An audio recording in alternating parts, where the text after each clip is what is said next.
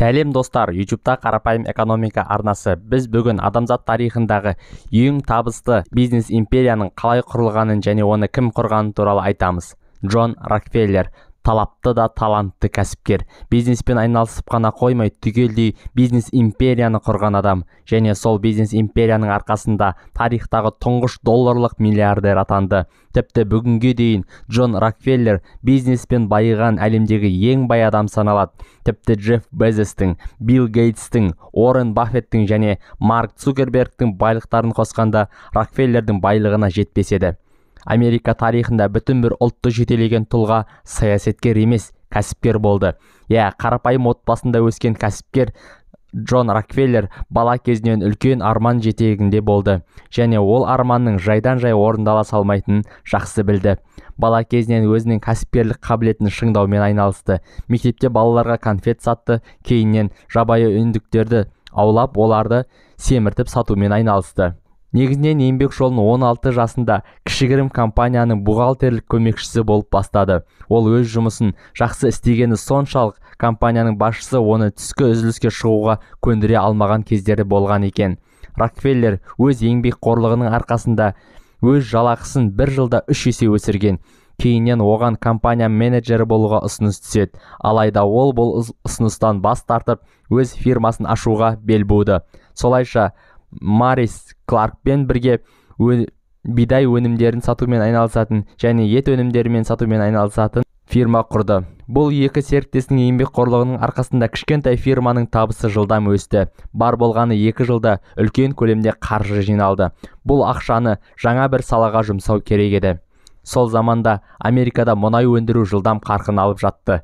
Шикі мұнайды жерден қазып алып, оны өңдеп, одан керосин алды. Ал керосин лампалары сол заманның ең тиімді жарық көзі еді.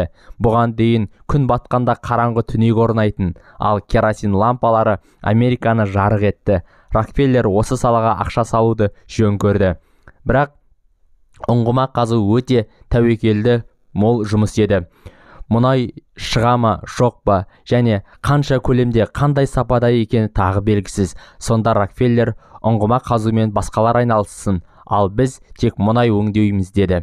Солайша мұнай өңдеу зауытын салды. Осыдан соң көрегенділігінің арқасында кішкентай зауытты өз бәсекелестерінен озуға көмектесті. Бәсекелестер аз емес еді, олар мыңдап саналды. Олардан оза шауып алға шығу үшін әрине білім қажет еді. Себебі көптеген зауыттар өте тиімсіз тәсілмен мұнай өңдеді.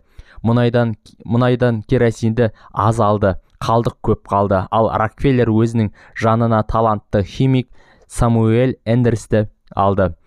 Олар мұнай өңдеудің жаңа тиімді тәсілін қолданды. Керосиннің бөлінуі әлде қайда мол болды, қалдықсыз өндіріс жасады. Өзгелер 50% мұнайды қалдық етіп тастап жатқанда, Рокфеллер сол кездегі құрған Standard Oil компаниясы керосиннен бөлек парафин, мазут және вазелин өндірді.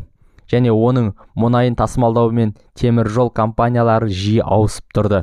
Кім төмен баға ұсынса, сол компания пойыздары мұнай тасымалдауға кірісті. Америкада осы кезде мұнай өңдеу дамығаны соншалық керосин мөлшері сұраныстан асып түсті. Солай кризис басталды, яғни керосин бағасы түсіп кетті.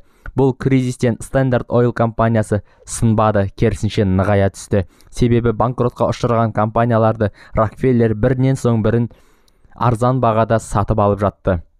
Ал керосин өндірісін мүлде азайтқан жоқ. Осы кризисте көптеген компаниялар жойылды, ал бір бөлігін Рокфеллер сатып алды. Standard Oil компаниясы үлкен монополист болып алды. Осы кезде темір жол компаниялары Рокфеллердің өздерін өте тиімді пайдаланып жатқанын түсінді де, бәрі бірдей бағаны көтеріп қойды. Әрине, бұл темір жол компаниялардың келісіп алған әрекеті еді. Осы кезде Рокфеллер мұнай тасымалдаудың жаңа әдістерін қарастыра бастады. Бірде ол зауытта мұнайдың құбыр арқылы ағып баратынын байқады.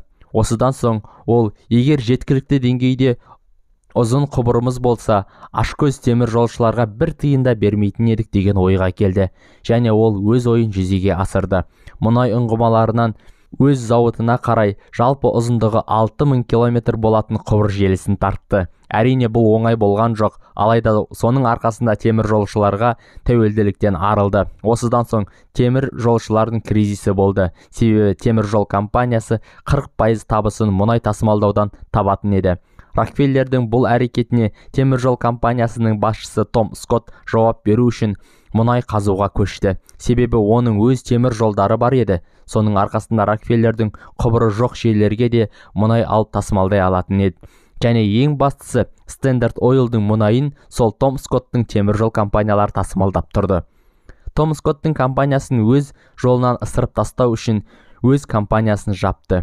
Бұл әрине Standard Oil үшін үлкен шығын еді, алайда Том Скотттың компаниясы бұдан 100 есе көп шығын шекті. Темір жолшылар митингіге шығып, темір жолдарды жауып, Томастың жүздеген пойыздар мен вагондарын өртеді. Өз қарсыласын жолдан ысырып тастаған соң, Джон Рокфеллер қайта іске кірісті. Солайша 10 жылда Standard Oil компаниясының мұнай саласындағы үлесі 5%-дан 90%-ға дейін өсті.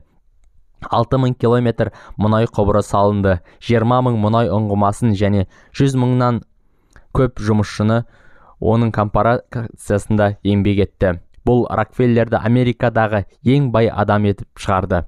1901 жылы қыркүйек айында Америкада билікке Теодор Рузвельт келді.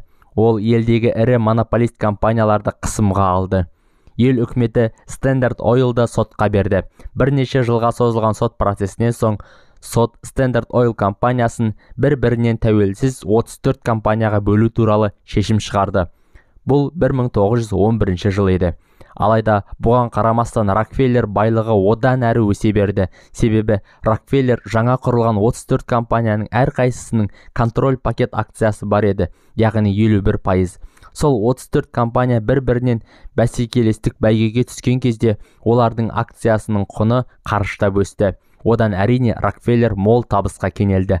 Нақтырақ айтқанда, дәл осы кезде Америка құрама штаттарының тарихында бірінші миллиардер атанды. Ғұмырының соңында 1,5 миллиард ақш доллары болды. Ал қазіргі курспен 500 миллиард доллар болар еді. Алайда Рокфеллер қайырымдылыққа көп көңіл бөлді. Әрдайым өз табысының 10%-ын қайырымдылыққа жұмсап отырды. Ол білім саласына, медицинаға, шіркеулерге мол қаржы бөлді. Тіпті ол қайтыс болғаннан соң да оның құрған қайырымдылық ұйымы өз ісін жалғастыра берді. Джон Рокфеллер 97 жыл өмір сүрді. Қайырымдылыққа 100 миллиард қаржы бөлді. Бүгінде Рокфеллердің әулеті әлемдегі ең бай әулеттер тізімінде алдыңғы қатарда тұр. Осы бір америкалық кәсіпкерге сіздің көзқарасыңыз қандай? Бұл бақ па, әлде адал еңбектің жемісі ме? Қарапайым экономика арнасына тіркеліңіз. Видео ұнаса, лайк басыңыз.